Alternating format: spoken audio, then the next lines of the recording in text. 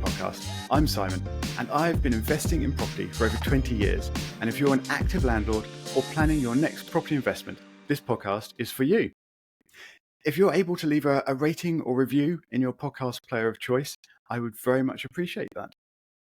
Today, I am very pleased to say I'm joined by Susannah Cole, and she is a professional landlord and property investor who currently lives in Barcelona and Bristol, a split that has been enabled by her property businesses. And even more sort of dramatic than that is today she's joining us from Brooklyn. So I think this is an amazing sort of story that Susannah has and about what property has enabled in her life. And we may get onto that a little bit later on in this episode. But if in case we don't, do have a look at Susannah's website. She has got lots of links there to her YouTube channel and other interviews that she's done where there are lots of other sort of or more backstory, I should say, if you do want to catch up on that, and we don't manage to cover it today. Because what we are going to do today is walk through a case study of an investment property, a real property that Susannah has purchased and turned into an investment. And we're just going to start right from the beginning and work all the way through to whatever it became at the end. We'll find out as we go. I don't actually know either. So I am going to be learning with everyone else listening. And so thank you again, Susannah, for joining us today. And my first question is, how did you find this property, whatever this property is? Now, hi everybody. Nice to be here, and good luck to everyone. And nice to see you again, because we've met before, haven't we? And you indeed, did say, quite a few years ago. But yes. You did say, don't tell me too much. I want to discover it all on the podcast. So let's do. Okay, so I started in property with very little money, like most of us, and therefore deal packaging was the sensible thing to do, but proper deal packaging, not sketchy deal packaging. And I mean that with kindness, professionally done, good results, working very hard to try and get the best deals in. And the benefit from that is you typically will buy between 10 and 20% of the deals you do yourself with the profits from the deal packaging, which is the purpose of the whole process. So this was, in my first, I ended up doing 200. This was my first 100. So it was early-ish on. So bear in mind, I had absolutely very little money still. So actually found it via an estate agent. We used to do estate agents auctions, direct to vendor, direct to house. But estate agents have always been my favourite way of finding a deal. So of those various avenues, which I think you've covered all the favourites. Yes, all the faves. How did you find it sort of split? I mean, what did you get most through agents, most through direct vendor, or whatever it was? Yeah, and I think it's also what you focus on, like what you measure, you manage, what you focus on. And so for me, I found early on that going direct to vendor or direct to house was fairly expensive. I was spending about £4,000 a month on advertising. Well, that's 50 grand a year, more or less. And B, it was very time consuming because typically people are in real deep trouble. And so you're being a significant social worker and not qualified for it or particularly able to be of support to the person in the way that they probably need. So I actually found... I know I'm supposed to be a big, tough property investor, but I used to find I would drive home from meeting a direct-to-vendor person and I'd just be crying because of their situation. And I thought, this is miserable. I just don't want to be in this end of the pool with these such distressing human stories. So I prefer to go to estate agents and auctions. And so there was the time part, there was the I don't want to have a sob on the way home part, but also it's the efficiency. Estate agents and auctions, they're set up for you to buy houses. Great, let's buy houses. Yeah, indeed. So this particular property that we're looking at this time. Yes. Did you have existing relationships with agents? Did an agent bring it to you, or was this something you found on Rightmove or something? No, never do Rightmove. That's property porn, PORN. While everybody else does Rightmove, I am on the phones and I'm out. And therefore, you've got that competitive advantage because everyone else is, with kindness, and I mean this with kindness if that's you listening, everyone else is sat It's there. me listening. Yes, Never mind I anything can see else. I'm your face. sorry. I can see your face. Everyone's scrolling through Rightmove, and you mentally think you're working, but all you're doing is wasting time. Guilty. You need to watch the video to see his face. And therefore, what I wanted to do was get a jump on and go straight to the agent. So the other part was really interesting, and one of the folks I used to work with, Colin McNulty, hi Colin, if you're listening, he said it was fascinating. He would come down sometimes and be in my office. And he said, you know, for all the hundreds of deals you've done, your phone isn't ringing. You 99, 98, 95, 90% of the time have to be out there doing proactive searching, not reactive. We were the biggest buyer of secondhand houses for years in the city, and our phone wouldn't ring off the hook. So it was, yes, we had a working relationship with this particular estate agent, but we still made the first outreach phone call on this particular case. So you phoned up. Yes, we phoned up. Yep. And you said, have you got any properties of some type? No. What did you ask for? Have you got something with margin? What have you got on your books? Because after you've bought one or two from an agent, they know that you're solid. They know that you don't mess around. They know that you aim to make their life super easy, which is really important. You know, take all the admin off. They're salespeople. They don't like admin. You know, cats and kittens and water don't mix, do they? So don't make them do the admin. You do all their admin for them. So they knew we were reliable. And I was just saying, what have you got? What have you got? What have you got at the moment? And they had this property which was being sold by a lady who had 9 dogs, 9. She was actually a sweetheart, but she was also a hoarder. And she also didn't necessarily let the dogs out very much. And so they barked a lot. And so her neighbours had gained an order from the council requiring the dogs to be moved from the property. And so she wanted to find a new location to move with her 9 dogs. Okay, right. So, where should we go next? Before in a moment, I'm going to ask what the property looked like. But first of all, what was the property? Are we talking house, flat, rooms, etc.? It's a house. It's a very sweet. So it's a house in what was at that time a very fast upcoming area, Southville. So anybody that knows Bristol, Southville's one of the good ones. On the other side of the river, so you've got Clifton and you've got a couple of nice places on one side of the river, and then the most fancy, the most enjoyable part, because it's very near the theatre, it's very near a street with brilliant shops, is Southville. And so people would say you can't find a deal in Southville. Well, I think we found 5 that year. So it was a beautiful, in theory, the bones of the house were a beautiful terraced house. And it was 1, 2, 3, 3, in theory, 3 bedrooms, kitchen, living room, dining room downstairs. You know the drill.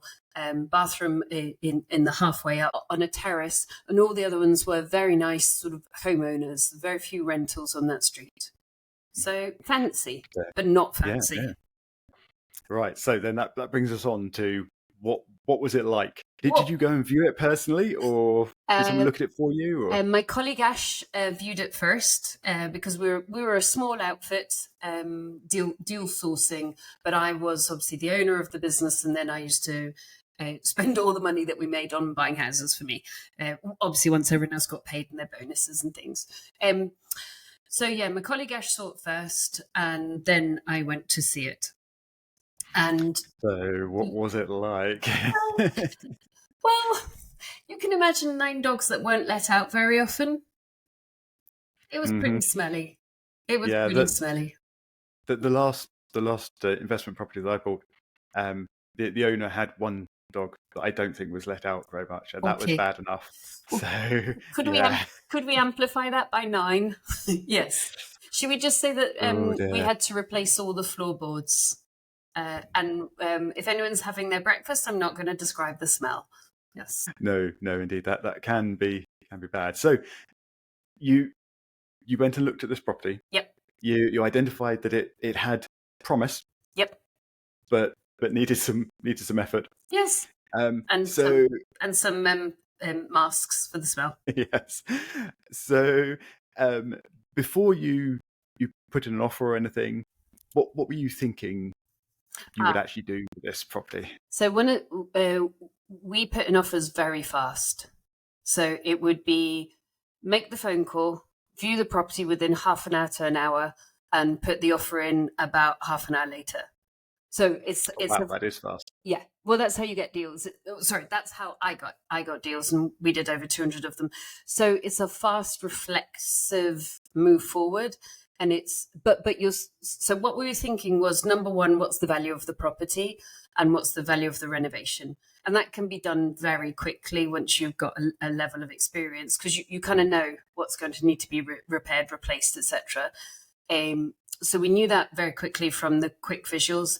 And then we'd already done in the end, we always do 45 pieces of research, but we'd probably done about 10 quick, rough and ready pieces of research. So we knew the value of the property, and we knew roughly how much the lady was wanting, and we knew her situation. So at that point, it was, you could flip this, you could deal package this, or you could buy and keep it. It was basically, is this a deal? Yes, let's get it under offer. So did you actually have a sort of number in mind for how much the refurbishment work would cost at that point? Yep. And it came in 4,000 under. Okay, cool. So I'll leave people to do the maths when we reveal figures later on then. So at that point, you had multiple possible options for what to do with this property. And you'd seen it, you'd identified you wanted to put an offer, and you put an offer in very quickly. Yep. Very, very quickly. Yes, and, very. In writing, in email, in verbal. So by post, by email, and verbally. Crikey, they're not going to miss that offer. No. So what happened? Did they say yes? Did they say no? They said yes. And then partly because this lady was moving not for price, but for situation, which is why you get deals in the first place. And then they said yes, great, okay. And then they said, so now, because now she wants you to stay with this offer while she finds a new property. Okay. So this was quite a lengthy wait. It took 9 months. Oh wow! What status did you have during that? Did you have any contractual agreement, or was it no technical an open offer? No open offer, but it was a lady who fully trusted her estate agent and needed. I don't really want to say she had mental health difficulties in a kind of traditional sense, you know, but nonetheless, this was a lady who was a hoarder. You know, lived with 9 dogs within her house and didn't necessarily take them outside, to the point the neighbours had got an order against her. So obviously there's a situation there. But she was also a real sweetheart. When she eventually moved out, I mean, she was an absolute darling. She cleared the whole house out, which was adorable of her because she was a complete hoarder. And then, bless her cotton socks, she put newspaper on the windows for my privacy. And I was thinking, you honey, like, there was nothing to be private about, and you know. But so this was, in some ways, this was a lady with some challenges, but in other ways, this was a lady who was a sort of a good-hearted human that trusted when a person said they were going to do what they were going to do, they were going to do what they were going to do. And seeing as the estate agent, and that's one of the reasons we got the deals. The estate agent had done a few deals with us before, and therefore they knew that when we said we were going to do something, we were happy to stick with it. And of course, because we weren't looking to move into it, we weren't kind of like, hurry up, we need it before the school starts. So we were the ideal buyer for her. And then we were happy to sit and nurse it, you know, and just stay in touch, stay committed, stay expressing that commitment, and gently let her take her time to find her new home for her and her 9 dogs. So 9 months. And of course, the prices were going up the whole time. So presumably she didn't come back and try to renegotiate or anything. No, because she was kind of one of those that says, "I've agreed this. Let's get on with it." Okay, great. Yeah. And so, I mean, you're my safety net for me now, knowing exactly how much I'm going to have to buy my new house. So if I can rely on you, you can rely on me. Great. Let's do it. Cool. So during that time, presumably you needed to make some decisions about what you were going to do with Ha. this. So what were you? What processes did you go through to try and work that out? Ha. Okay, this is where my professionalism cracks. I wibbled and wobbled around the place because on the one hand, you would then really. So on the one hand, as a deal packager, you don't want to put a client into a situation that they're going to have to wait 9 months. Or we actually didn't know how many months it was going to be. We knew it was going to be significant. We had no idea it was going to be 9. Even that surprised us. We'd be like, all right, hurry up. So you don't want to deal package on a deal without fast, furious, let's get on with it, because there's no satisfaction to the person, but they get fed up, right? And also Southall was so incredible. I knew I wanted it for myself, and I love houses. So I knew I was going to buy it myself. And then the entire time while we were waiting, I was thinking I could flip it and make 70 grand roughly, and I really needed the money because it was early days in my career, or I could keep it and make, over £1,000 a month for the rest of my life. Oh gosh, both options are great. I don't know what to do. And of course I didn't have the money to buy it either. So I needed to get the funding. So what did you actually decide? Oh! Or did you not decide at this point? Maybe I did not decide. I agonized in a really good thing to agonize over. I knew I needed the cash flow fast, because in the early days, cash flow just is the thing that really cuts you at the knees. But I also knew I wanted long-term HMO keepers, and I knew that location was amazing. So I didn't decide. I wibble-wobbled around and didn't worry about it. I just knew I was getting a deal and it was going to work out. So I did do figures. Let's be fair. I did 45 pieces of research. I don't mess around, but I still wibble-wobbled. Yeah. So you definitely decided not to package it for someone else. Yes. Because of the delay. But you weren't quite sure and what because you were it was too gorgeous and the location was amazing. Yes. Yep, indeed. So, but you don't quite know what you're going to do with it yet. Correct. So once you'd waited the 9 months and this lady said, right, I've got a new place, Great. Let's go. Did the actual purchase process go smoothly? Yes. And like I said, bless her, she put newspaper up on the windows for my privacy, which was just the cutest thing. I mean, it was a very sweethearted thing to do. But remember, I didn't have any money either, because, I was head of household, 2 children, starting a business. I'd bought other properties, and it always stretches your cash flow. And if you're starting with no savings, you don't magic them. So the way I bought it was I worked with a number of investors, and this was one of my favorites, really nice guy. He and I worked together again and again. And by this point, we'd had an arrangement where he said, look, 600 grand a year, every year, out to you. Could you please buy houses? And of course, I was like, great. And then the way that we would do it is we'd do a full private mortgage for 100% of the purchase. Very nice indeed. Yeah, wow. But I, of course, would be going so fast to then renovate the property and get a mortgage on it so I could pay him back and not pay his high interest costs, because they were high. So even though I was incredibly grateful to work with him, I obviously didn't want to borrow the money a day longer than I needed to, because it was very expensive. So we had this quite good symbiotic relationship where he'd be going, could you please hurry up and spend the money? And I'd be like, yes, I will. But then I would be going, could I please hurry up and give it back as fast as possible? But then, of course, he'd be like, could you please hurry up and spend it again? And I think when you work with high net worth individuals who are measured and calm and know how to invest, they're not going to kind of surprise you with the money. They're going to say, look, this is my strategic plan. I'm going to allocate X amount of money to you on an annual basis, subject to the relationship and the financials going well. Now, hurry up. Oh, okay, I will. Yeah, because while the money's not with you and not being used, it's not earning. So yeah. They want it deployed. They want it active. Yes. Yeah.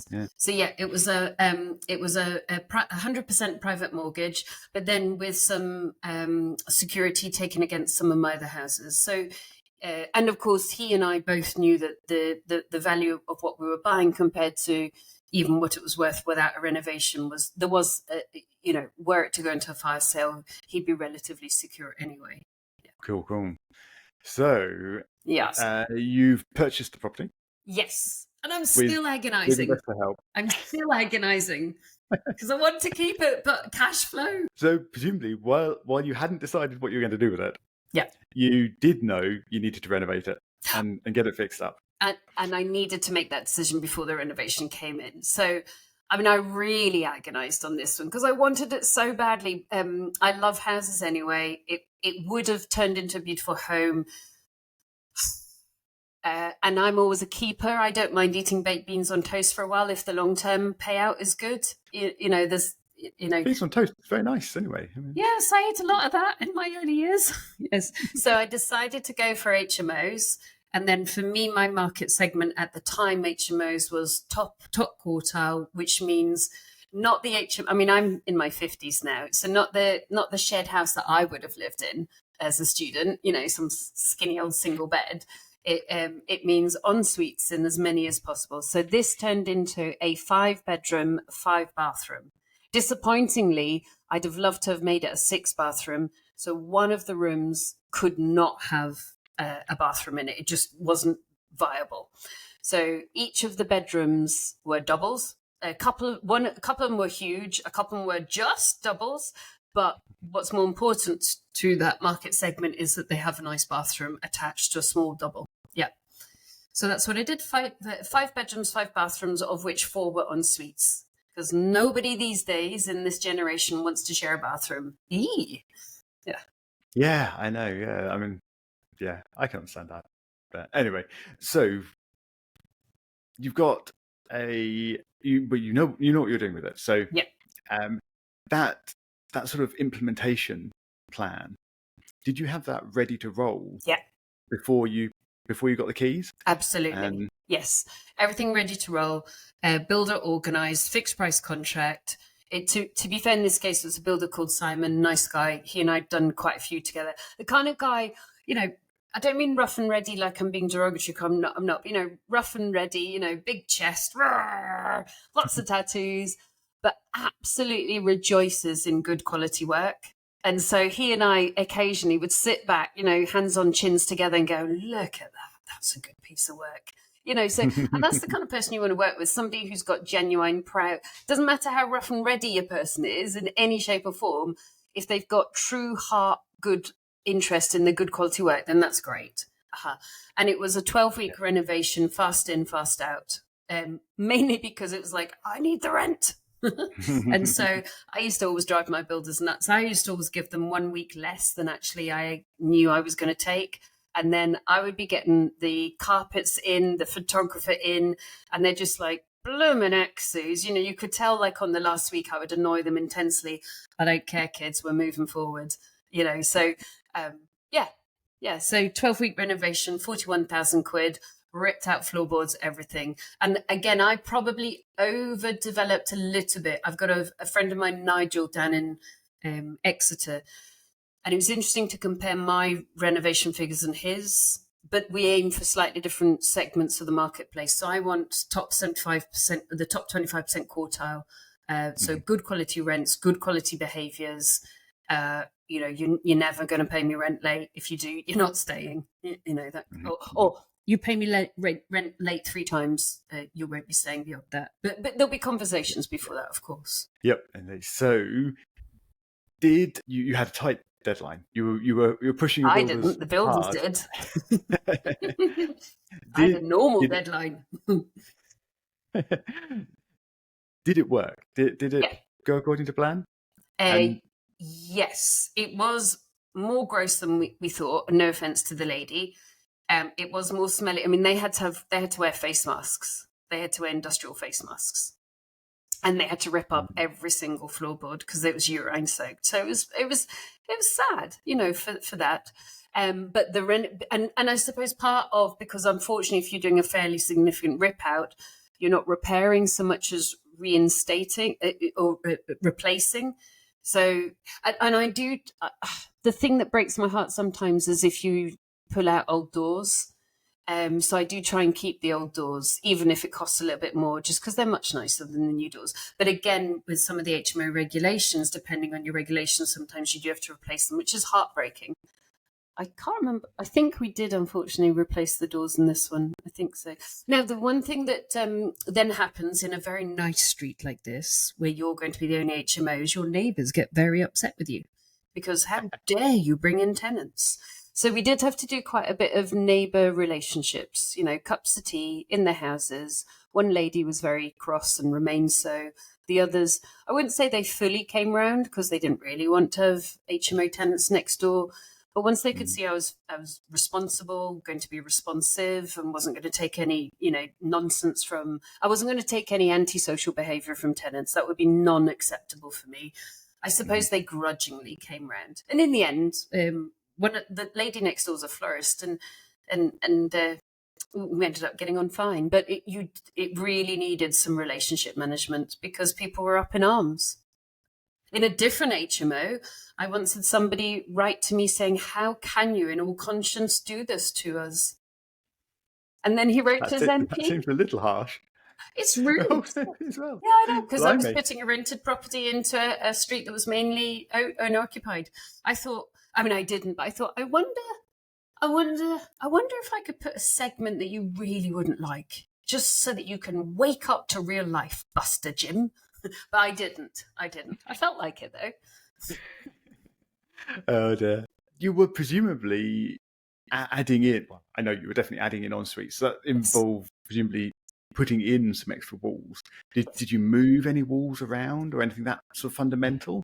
No, we didn't move any load bearing at all. Obviously you've got to do building regs once you put in water and gas and things like that. No, but what I like to do with en suites is like Lego blocks. The downstairs and the upstairs en suite are piled on top of each other. And if the folks listening can imagine, if you've got 2 rooms downstairs and then 2 bedrooms on top of those 2 rooms downstairs, you put the en suites in the corners where they are back to back, and then up above you've got 2 back to back. So all your pipes can go up and down. So there's your 4 en suites straight away, where 2 are back to back, and then the 2 on top are on top of the 2 underneath and back to back as well. So you've got the least amount of pipe work possible, really. And then for me, it's a rinse and repeat. So it's the same ensuite, the same toilet, the same sink, the same shower. You know your fittings in advance. You've identified them, so you're good to go. Yeah. So actually, starting to describe the layout of the property there, you've got two bedrooms downstairs, 2 bedrooms upstairs, both, or all, I should say, with en suites. Yes. Perhaps could you walk us through the rest of the property a bit? What else was in the property? And sure. If we start at the front door as you go in. Walk in, a classic, beautiful Victorian terrace. It is now, and of course I painted it baby blue because that's my favourite colour. So a lot of the houses in Bristol that are mine are baby blue. So you walk into this beautiful, now baby blue house. If you into the classic kind of, terraced house, but very beautiful house. There's a corridor and the stairs are ahead of you and go up. So if you were to turn right, that's your first large ensuite double bedroom with a bayfront window, which would have been the front room previously. Mm-hmm. Then if you were to move further on, you've got your second smaller ensuite double bedroom, which would have been a smaller dining room with a window to the back of the house. And then you go further on, you've got a little under the alcove. We wondered about putting a toilet in there, but we decided to keep it just storage because there were enough toilets. And then you've got a very large kitchen, living room, diner, which was an extension, so I didn't even need to extend it. I don't like to extend. I like to go in, turn it around, get it out, get it moving fast. And you've got a nice back garden, a city back garden. So you've got basically a large double bedroom, a double but relatively small, both with en suites, and then a large kitchen, living room, diner. Then if you do come back up the stairs, what's that word called? Mid-floor. You've got what previously was a bathroom, which we turned into the only bedroom, which was non-ensuite. Sizable but not enormous, a double but a small double. And then you turn around the stairs. The first on the left, which is above the small double downstairs, is exactly the same, a small double with an ensuite. And then you've got slithered in there a bathroom, which is a shower, a toilet, which is for everybody, but technically it's really for that one room. And then you've got the amazing front, huge bayfront windowed, large ensuite double. So you've got 2 bedrooms up above and a bathroom, a bedroom in the middle without an ensuite, and then 2 bedrooms below, kitchen, living room, dining room. That was fantastically described. Thank you. That was an excellent audible walkthrough. I don't know if that's quite the right way to say it, but that's brilliant. And I probably haven't been to that property for 8 or 9 years now. I still can very well remembered. Yes. I don't think as yet you have revealed what you actually did with this, whether you kept it or sold it after you turned it into an HMO. And I think we are getting towards the end of this story, and I think you probably do need to tell us. Okay.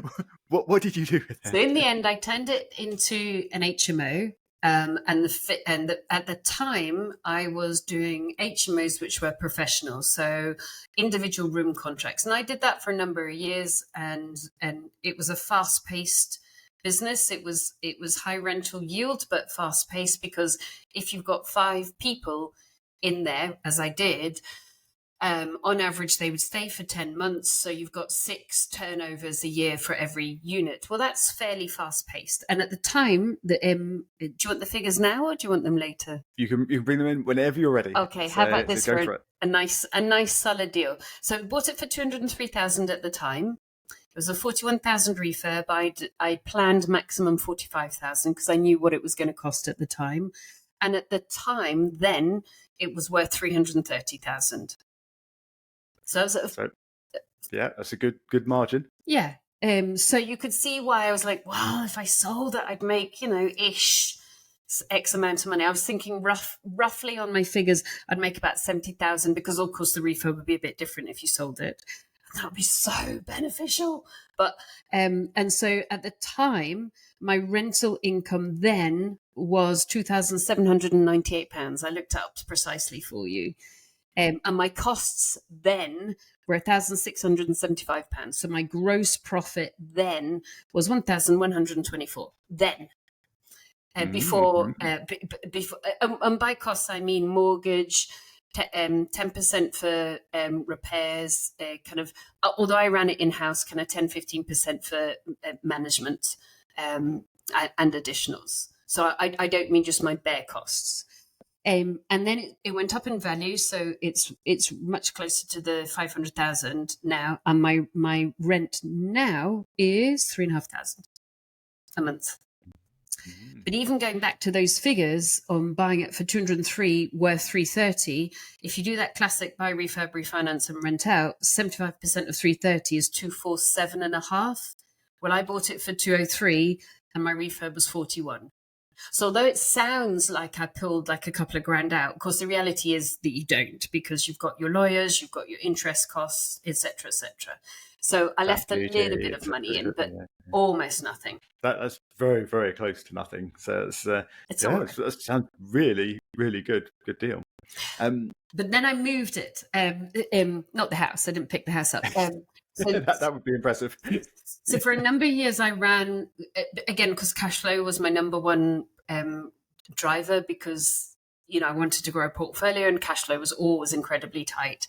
And, it was at the time when we met and I was doing talks and I had the oldest car known to man. And I was technically a multimillionaire, on a balance sheet. But it was at the point when I was the speaker at the front of the room and I wasn't going to invest any money in a car because I was investing all my money in property. So I literally, because I know how people can judge, I literally sometimes would park my car in a different hotel car park. Not because I was trying to hide the car, although it sounds like I was, because people do take things on face value. And the reality is, if you're an entrepreneur putting all your cash into property, you're not putting your money into a car. But if I turn up with this knackered old Mini Cooper, no one's going to take me seriously, even though the reason you should take me seriously is I've got a knackered old Mini Cooper because I'm in the middle of it, So there were times when I thought, I don't think anyone needs to see this right now. Yeah. So my cash flow driver was that. And later on, my driver was efficiency, when I wanted to live abroad and, bought my place in Barcelona. So then I moved it to students.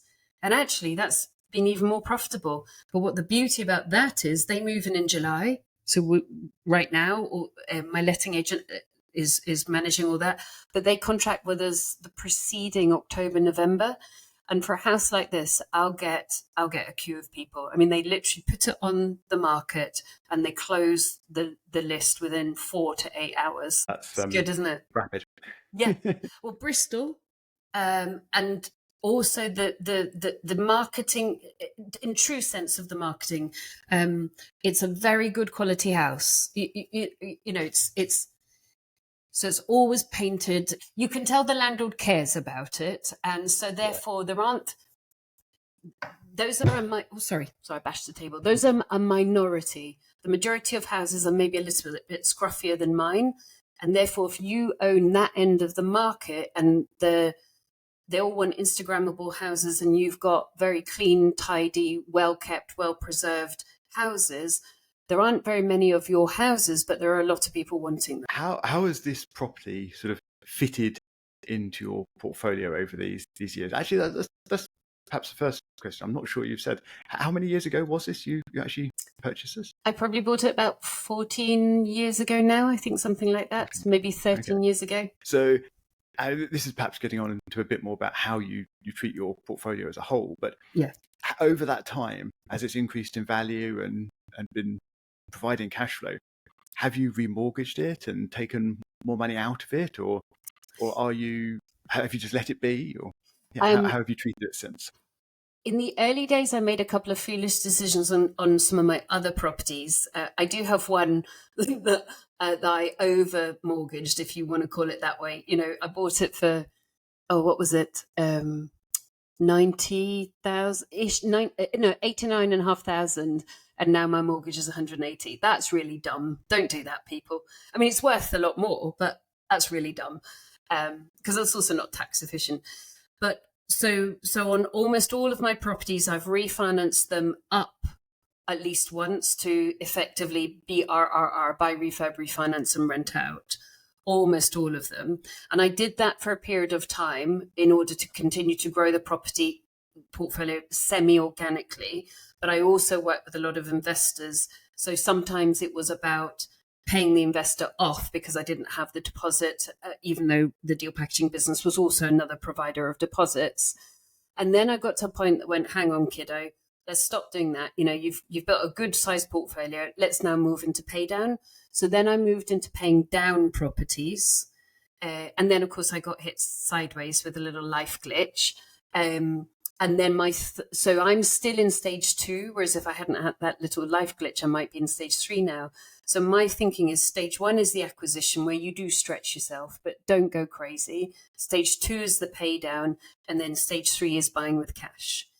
Now, other people disagree with me, and I'm really okay with that. You know, Ranjan and I have good discussions because he's an empire builder and I'm effectively a lifestyle person, which is why, of course, I live near the beach in Barcelona and I'm here in Brooklyn for 3 months. You know, my sister and I have swapped homes. I'm in a beautiful brownstone. For anybody that does watch Owning Manhattan, I live 5 minutes away from Ryan Serhan. I walked past his house yesterday going, oh, that's a nice house.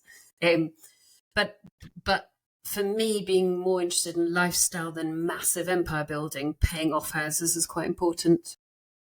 But I had 3 years where I didn't work and I spent 150 grand on my medical treatment. So unfortunately, that money really should have paid off another house, but got diverted into saving my life. So I'm quite grateful to it.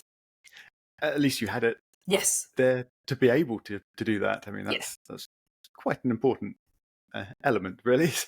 Yeah, very fortunate. Yeah. And I just want to take a little step back to ask something that I forgot to cover earlier. When you remortgaged this property after you finished your refurbishment, we talked about the fact that you almost got all of the money back out. Yeah. But something you also spoke about was really wanting to pay back your investor as fast as possible. Yeah. So presumably there was a gap. How did you deal with that?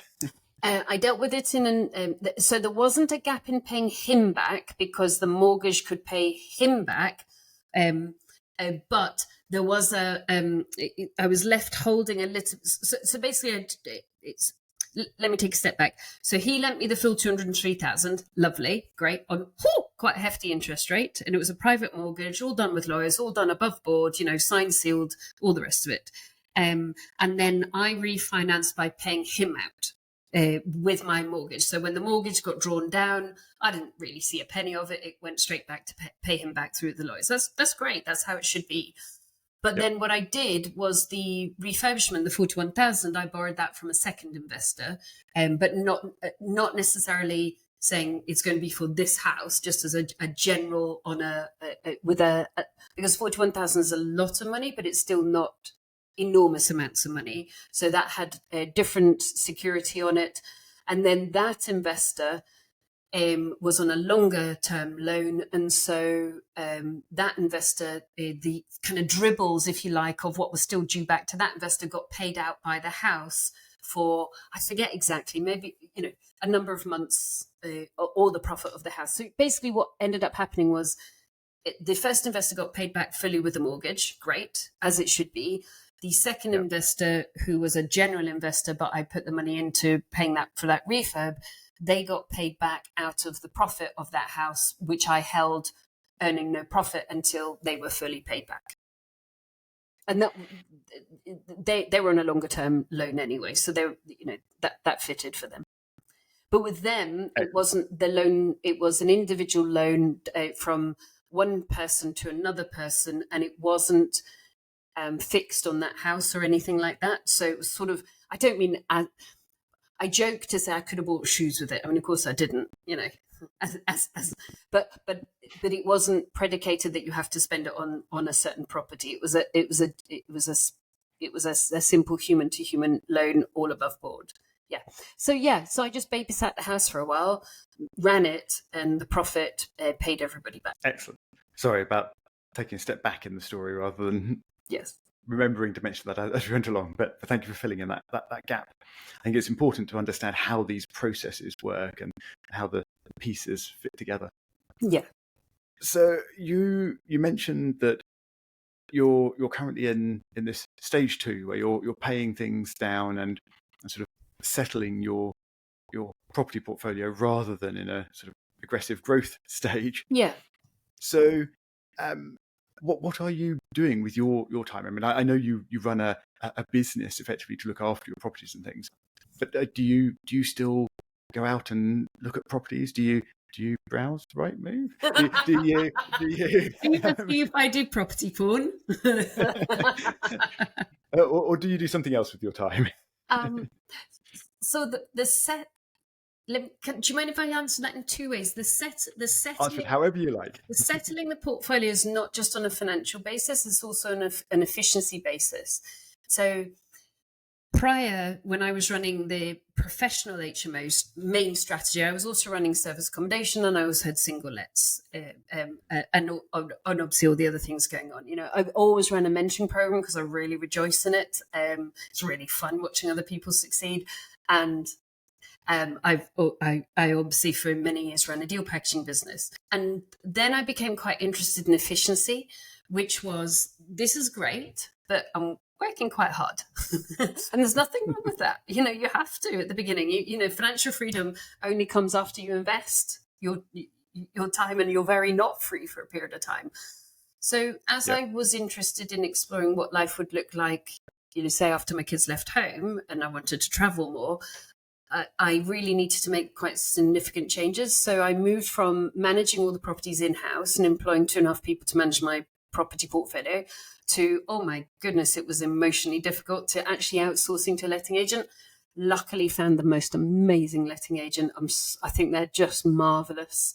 But that was a trial, tried it out with 5 different letting agents, and they were from awful to amazing and all the colours in between. So, sorry, I kicked the table. Forgive me. Sorry, folks, that was me. So it was about outsourcing first and then automation. So instead of having it all in spreadsheets, started to use software technology, automation. So we went onto Arthur Online. So it's really about, okay, if you want to pay down, you're paying down time and you're paying down money, and you're trying to do both. So how can I make it more efficient? Because when you're managing people in-house and you're managing a very fast business, you've got a lot of time of managing people, and obviously you catch in HR language, but the basic question of why the blooming heck didn't you do that? Or why did you do that wrong? Can come up. occasionally. And with lettings, it's so legislatively thick that if you get it wrong, you're in serious trouble. So, and also these are people's kids. So I'm paranoid about people's safety. So I refuse to, where possible, to get any of the lettings wrong, because these are somebody's children. And if they're stupid enough to take drugs and put a foil over the fire alarm, well, you're going to evict them after a while. But in the meantime, let's keep these daft kids safe. And most of them were not daft. I'm just thinking about one incident in particular where you're like, are you mad? That's for your safety. So there was a lot of efficiency thinking first, and then also product thinking, which was, okay, if we're going to be efficient, we cannot be running a business that, I think we did 2,000 viewings one year, yeah. That sounds like a lot. Yeah. So how can we reduce that? Okay, let's change the product from individual professional HMOs to students. So now it's one great big single let effectively, although it's an HMO and the parents are guarantors and it's organised 6 months in advance. So there's a lot of kind of creaking of the model and shifting into a different position first. And then it was more the pay down after that. And then obviously I had my little health blip. So I just didn't work for 3 years and my brain didn't work either. So I was very, very fortunate that I got it into this very efficient model first because that could have been disastrous otherwise if I was still the core of everything and my brain didn't work. I'm always very keen on efficiency and sort of working out where time is spent and making sure that time is spent efficiently. So I'm sort of intrigued a bit more about that side of things. Did you had a team before that, and Yes. you talked about improving efficiency, but also moving some of that into external professionals, Yes. letting agents. So have you dramatically reduced? Have you dramatically reduced the team size that you have yourself Yes. now? At one point, I employed 16 people, not just in my property, but also my education business as well. I employed 16 people. So we were a small business, but, a functioning small business. And I owned an office, a really beautiful office in the paintworks. So you can imagine, it was all brick walls and all very creative near the river in Bristol. So that's a cost, all the computers, all the space, just everything, isn't it? But it's not just a financial cost, it's also a time cost, because when you employ 16 people, if you listen to Daniel Priestley, who I find very interesting, you are above the 12, which is his rule. If you want to be a lifestyle business, stay 12 and under. But you're in the wilderness, as he calls it. You're not yet at your 50 and above, where you can pay for kind of heads of departments of each department. So actually what I found was the biggest cost was time. I was moving from being a property entrepreneur, finding deals, managing renovations, understanding the product, flipping, buying, selling, deal packaging, even educating, which I adore as well, to a people manager. And I think there's two things. I don't think entrepreneurs always make the best people managers, because we have expectations that are realistic of ourselves, but are not necessarily realistic of an employed team. That's a polite way of saying it, isn't it? Like, I personally cannot understand why somebody wouldn't work in the hours they're paid to work. So that always bewildered me. Anybody else listening to this who employs people are going, oh God, yeah, I know what she's talking about.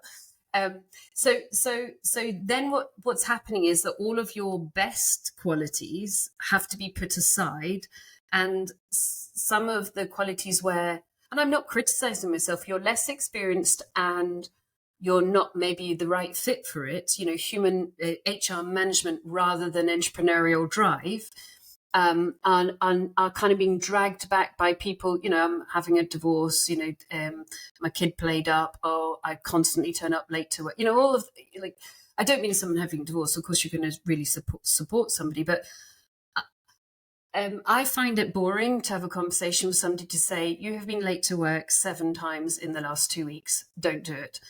That's boring beyond belief. I've got no interest in that ever being part of my world, because I don't understand it, and I've got no interest in understanding it, because there's no reason for it apart from, So what happens is that you become clogged up by inefficiency if your driving light is being an entrepreneur. And so actually it was the managing a team thinking, I don't like this very much. I love it when a team is 2 + 2 = 7 and you're both driving forward, or all of you sit there thinking, you're marvelous to work with. You're so exciting. This is, wow, you've done better than I thought. That's so exciting. But I don't like oh God, I'm going to have to discipline you because you turned up late 7 times, or you walk into the office and the first thing you do is eat your breakfast for half an hour every day. Because who cares? But for heaven's sake, the culture, all of that stuff. I don't think entrepreneurs are built to manage that. I think you need a different kind of person on the wheel, if you do wealth dynamics. And that's not me. I don't want to have a conversation about, could you please not spend the first 45 minutes eating your breakfast? I'm bored. Yeah, I can completely understand what you're saying. Yes. So actually it wasn't so much the money driver, but it was the driver of, this isn't fun for me, and so I don't want to do it. So I'm not going to. So yeah, I basically then outsourced the properties and ended up selling the office, closing down the Bristol operation. Very fortunately, it happened just at the right time because then I got hit by my medical blip. And now I work remotely and everybody in my team is digital and we all work remotely. So we'll have people on 3 different continents working at the same time. Great. So now you have reduced your team and sort of rationalized how you're working and things. Yes. And you have now got past your medical blip and are feeling much better. Yep. What do you do every day? What do do you I just do? sit back and think, I've got lots of property. I don't need to do anything. While I was poorly, by the way, well, I don't want to call it poorly, but I did have 4 cancers, so I was technically poorly. I did invest in other people's projects so that I could. And yes, it was great. I earned some money, but I was also a bit of a angel investor, and also it allowed me to just keep my hand in without needing to worry about anything. And also it allowed me to just go, you're spending 30 grand a week on builders. Oh, brilliant. Yeah, I used to do that. I'm so glad I'm not right now, because I wanted to just lie on the sofa and get better. Yes. So what do I do now? I'm continuing the efficiency of my properties, and I'm very much focusing on keeping them. So I don't do a huge amount of work on my property portfolio. I mean, every week, absolutely not, but absolutely interested. I keep that shipshape in Bristol fashion very strongly. We still use automation, even though we have third-party brilliant letting agents.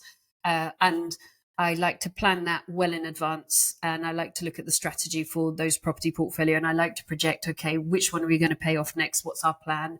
Are there any we're going to have to divest?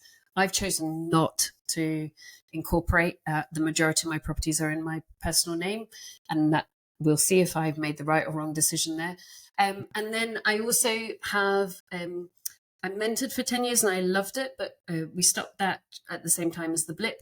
So I have online property academies. So that's a joy. Like just before we came on, somebody joined, and it's a joy because then you can help people, but help people digitally. So they get everything digitally, which is brilliant. Of course, with me, it's very detailed. But then we have a community group, so I can then jump in and answer lots of questions. And I'm working on growing that because I really enjoy seeing other people succeed as well. And I like giving them very detailed information that they can succeed. So at the moment, I'm just, I think my brain, with chemo and radiotherapy, you have a bit of a brain fog. And so I had a few years where I was like, my brain isn't working. That's okay.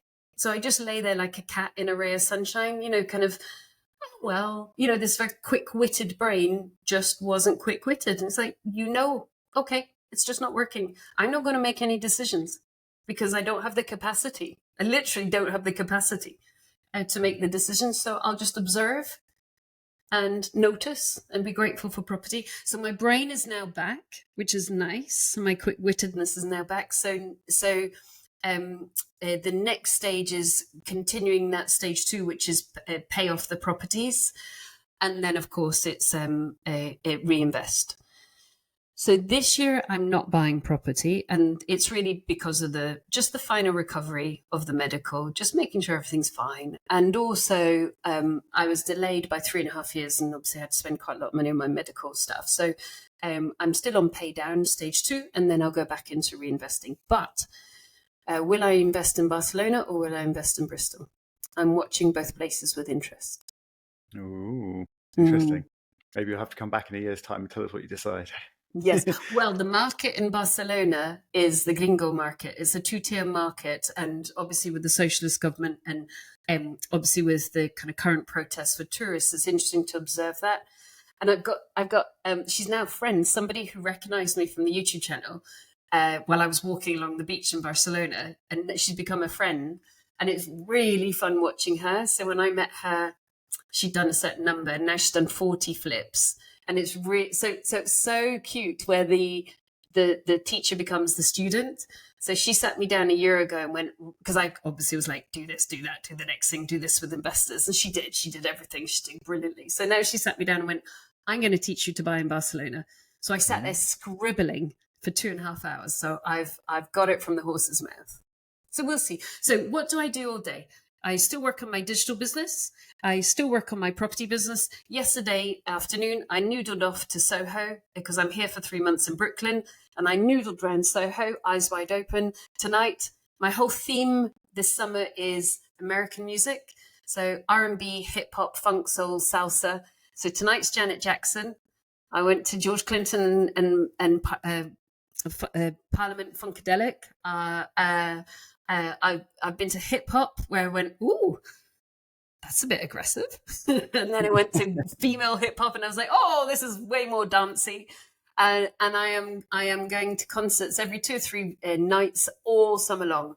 You know, Earth, Wind and Fire, the Commodores, the Pointer Sisters, Gladys Knight. I mean, proper old school American music. So in the daytime, I'm still working here because I'm now, after 3.5 years of not working, back to work, growing my education business, managing my property portfolio. And in the evening, I'm doing yoga, noodling around New York and following my theme of American R&B, soul, funk, hip hop music. With some possible tweaks to your musical taste. I think that sounds amazing. What? You mean you don't want to come and see Missy Elliott with me? I don't understand. Well, moving on. So we are nearly out of time, but I wonder if perhaps we can squeeze in one last question before we do finish up. And this is something that you've mentioned a couple of times, and I suspect the answer to this question could take another half an hour. So I'm going to say, can you answer this in a sentence or two? Good luck. And it is, why do you love property? Oh, it's in your bones, isn't it? I like when people achieve things, and architecture, property, building things is people achieving things. So yes, there's the status side, and of course we mustn't not pretend that that's part of it. Of course it is. You know, somebody builds a fancy house, they're demonstrating status, but just the achievement of putting a mark on a piece of land and creating something that wasn't there before, and often something of beauty and something of protection and home, to me is fabulous. And then it's a business, and I love business. And then, you know, it can give you empowerment. It used to be quite interesting being a woman in the property business, as you can probably imagine. So it's nice to quietly know that you have a significant portfolio and you don't need to be externally judged. It can hold you firm inside your tummy. Fantastic. And I think that's a brilliant place to end. So thank you very much, Susannah, for joining this conversation and for sharing so much fantastic information. If anyone listening would like to get in touch with you, what is the best way for them to do that? Oh, or do you want them to actually just leave you in peace? No. I'd love it. And we've got a lovely team as well to pick up emails and things, and then they send them to me on Slack. So I guess the best place to communicate with us would either be the classic old-fashioned email, info@thegoodpropertycompany.co.uk, or Instagram, Facebook, communicate in, the team will grab it and they'll message it to me, which would be lovely. Or if you want to just go and have a bit of peruse, I think we're almost there, or maybe we've just tipped over. We've had 2 million views on the YouTube channel. So there's Wow. there's thousands of videos there. So you can see me at the early days running around, doing deals and wearing, all the rest of it. So that might just be quite interesting if somebody's thinking, actually, can I take some of what she's learned and translate it? We've got good playlists there. Yeah. And I do, at the moment, I won't always be doing them, so I don't want to overpromise, but we're just heading into a season where I'm going to do really regular live webinars, and they're really fun. And you can register for them on my website, which is thegoodpropertycompany.co.uk. And links to as much of that as I can collect will be in the show notes. So there'll definitely be links to your YouTube channel. There'll definitely be links to your main website, and there'll definitely be links within that to your property academy and things that you're running. So yeah, anyone interested should have a look in the show notes, find the links there, and yes, of course, get in touch with you. So yeah, thank you very much for joining us today. Thank you so much for having me on, and nice to see things move forward, isn't it? It is. Thank you for sharing so much fantastic information, and hopefully maybe we'll chat again in another year or so and see where you've decided to go with your next investments. Well, will it be Brooklyn? Will it be Barcelona? Will it be Bristol? Indeed, we shall see.